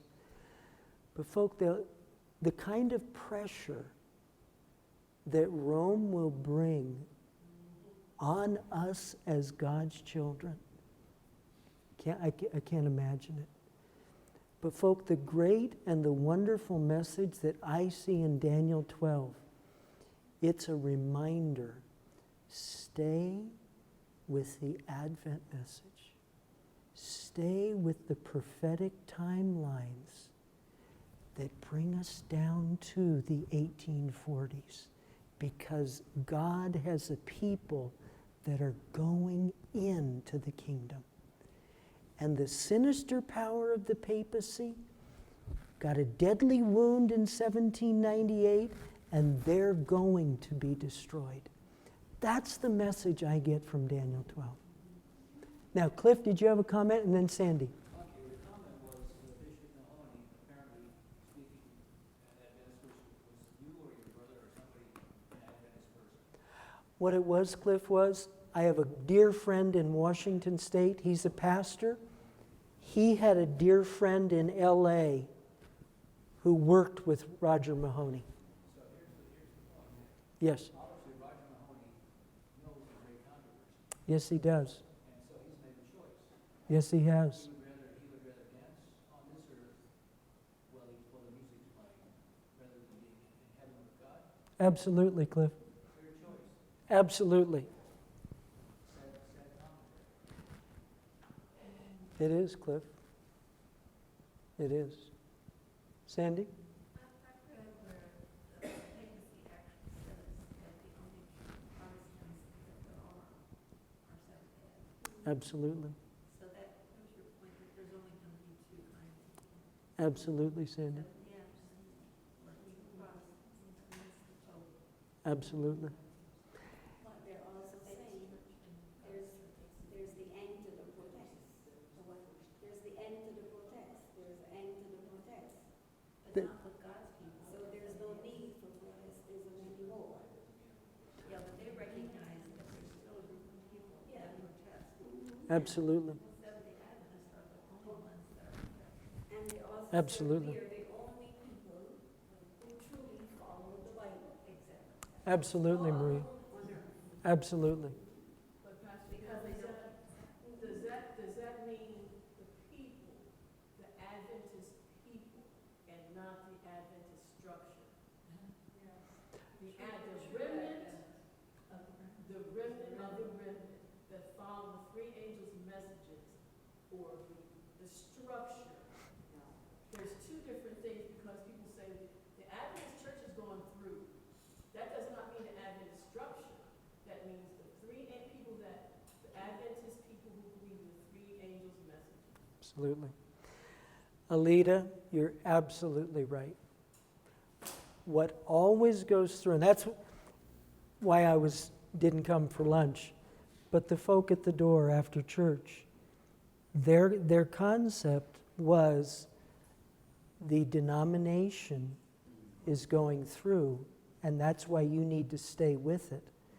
And I said, never in the history of God's people has apostasy in an organization. It has never gone through. It's always destroyed. It's always destroyed. And then I shared with them, Alita, in the days of Daniel, I asked them point blank, I said, in the days of Daniel, did the organized church and the structure of that organization, did it go through in the days of Nebuchadnezzar? And they thought about it and they said, well, I'm not sure. And I said, well, the structure in that time was Solomon's temple. Did it continue on? No, it was burned to the ground. The organizational structure, Alita, was destroyed. And many of those in apostasy were cut down as well. The only thing that went through was God's true church. And that was Daniel, his friends, Ezekiel, Jeremiah. They were the true and faithful. The true and faithful that follow God, they go through. Organizational apostasy, it's destroyed. And that, Alita, is what will happen again. It's that simple. It's so simple. Look at how many times the Israelites went into apostasy, and God and the ones that God has cut down, and only those who obey it. Absolutely, Maria. Absolutely. In the first century, did the organization of Adventism in the first century, did it go through? It didn't. The organizational structure of Adventism of the first century was the temple in Jerusalem. That was the heartbeat center of the organized work in the Seventh-day Adventist system in the first century. It was destroyed. And those that were in apostasy among Seventh-day Adventists in the first century, the great bulk of them, their blood ran down the temple steps when Titus invaded in 70 AD. What went through, though? Well, the faithful, the Peters, the Pauls, the Barnabases, the Silases. They went forward, they went through, and they carried the gospel so that the people in that town, this morning we read in Acts, they said, these are they which turned the world upside down. They were the church, they went through. And that's what always goes through. There's a love affair, there's an inordinate love affair that Adventists have with their organization. It doesn't make sense. It doesn't make sense. But anyway, Sandy. You know, when Jerusalem was to be destroyed, those that believed in what Jesus said and got out, That's right, Sandy. they left. That's right. But the structure was still there with the bulk of the people still hanging on to the structure, and they were wiped out. That's right, Sandy. We're telling them, Stay with the temple. In Great Controversy, it says that. Even as Titus and his men were hurling firebrands into the temple, the priests were telling the people, God will deliver us, stay right here. the temple of the Lord, the temple of the Lord. Yeah, yep. So, I don't think we got very far, but that's okay. Gail, did you have a comment? I was going to ask, why isn't that 1844 instead of 1843? 1844 was, I mean, I've heard that and I've never thought anything, you know, I just kind of let it go by. But it seems like 1844 is a significant date, and what is 1843?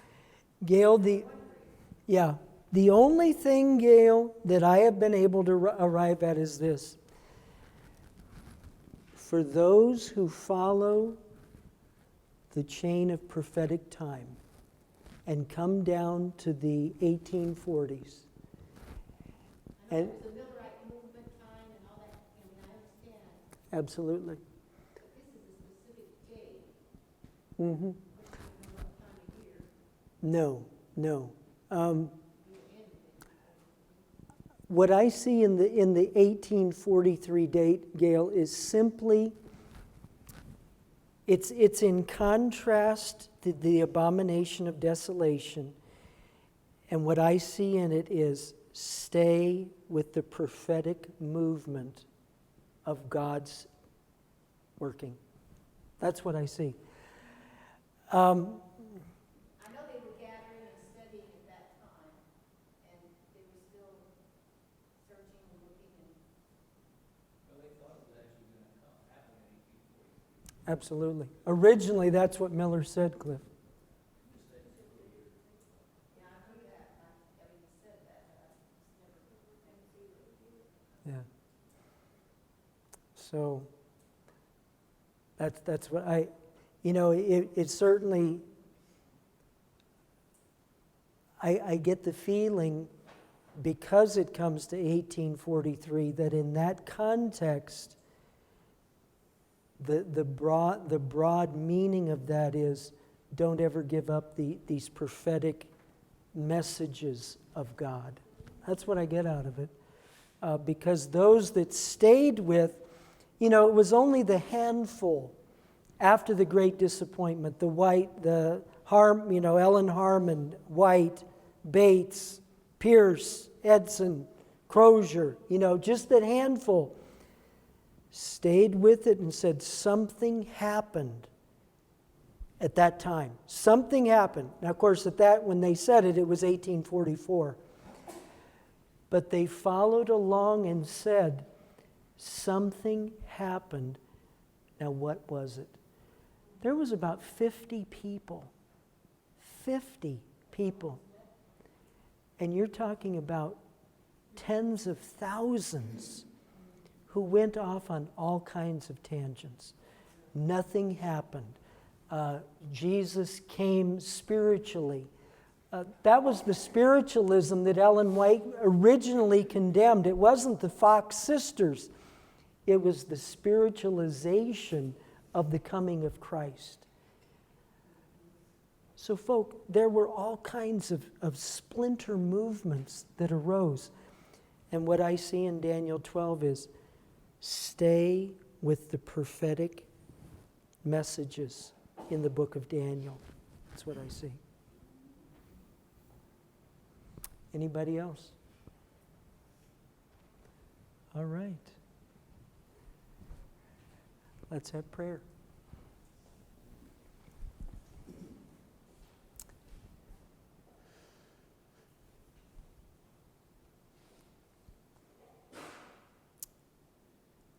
Dear Father in heaven, thank you. Thank you that we can study your word together today. Thank you for guiding us. Thank you that you have a movement, you have a message, you have a people. We want to be among those people.